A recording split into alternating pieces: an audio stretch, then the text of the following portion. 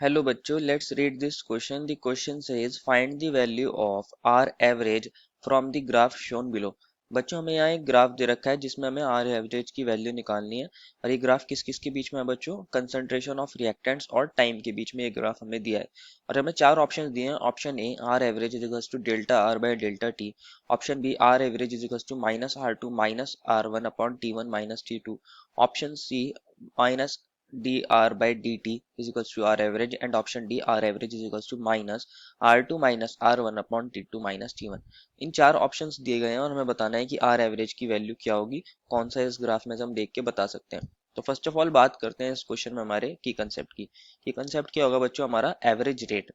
Average rate of reaction क्या होता है ये हमें पता होना चाहिए. बच्चों एवरेज रेट हम जब निकालते हैं जब हमारी कंसंट्रेशन में कोई चेंज आता है एक पर्टिकुलर टाइम इंटरवल के लिए. अगर कोई बहुत ज्यादा शॉर्ट पीरियड ऑफ टाइम के लिए आता है तो हम वहां निकालते हैं इंस्टेंटेनियस रेट अगर हमारा चेंज आ रहा है for infinitely small interval of time. लेकिन अगर हमारा कोई पर्टिकुलर इंटरवल के लिए चेंज आ रहा है कंसंट्रेशन में तो वहां हम पढ़ते हैं एवरेज रेट. तो हमारा की कंसेप्ट क्या होगा? Average rate that is change in concentration over particular time interval. अब हम अपने ग्राफ को देखते हैं और इसकी हेल्प से निकालते हैं हमारा R average that is average rate. दोबारा से इस ग्राफ को देखते हैं. हमें ग्राफ ये दे रखा है और इसमें यहाँ पे लिखा है आर एवरेज. ये हमारा आर एवरेज गिवन है. अगर आप आर एवरेज को देखोगे तो इसके कोरस्पॉन्डिंग चेंज क्या हो रहा है कंसंट्रेशन में? Delta R. और इसके कोरस्पॉन्डिंग चेंज इन टाइम क्या हो रहा है? Delta t. That is R average is equals to delta R upon delta t. हम ऐसा लिख सकते हैं, ये डेल्टा आर है और ये हमारा डेल्टा टी. तो हमारा आर एवरेज बन जाएगा delta R upon delta T के इक्वल. लेकिन अगर आप ध्यान से देखोगे तो पहले हमारी कंसंट्रेशन थी R1 और वो हो रही है R2. उसके अंदर हो रहा है डिक्रीज, तो हम यहाँ माइनस साइन लगा देते हैं.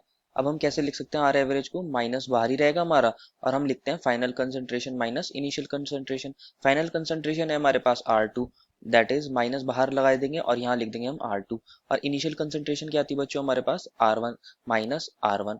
इसी तरह हम फाइनल टाइम इंटरवल को भी लिखेंगे. फाइनल टाइम इंटरवल क्या होगा बच्चों? हमारा T2. उसको हम देखेंगे कोरेस्पॉन्डिंग टू R2. R2 के कोरेस्पॉन्डिंग टाइम इंटरवल क्या है बच्चों? T2. और R1 के कोरेस्पॉन्डिंग टाइम इंटरवल था हमारा T1. तो ये क्या बन जाएगा हमारा? T2 minus T1. हम ऐसे लिख सकते हैं और ये हमारा आर एवरेज का फॉर्मूला बन जाएगा. अगर हम इसको अपने ऑप्शंस में कंपेयर करेंगे तो एक ही ऑप्शन ऐसा है जिसके अंदर ये वैल्यू मैच कर रही है, which is option number D. Therefore the final answer is option number D. I hope you understood it well and best of luck.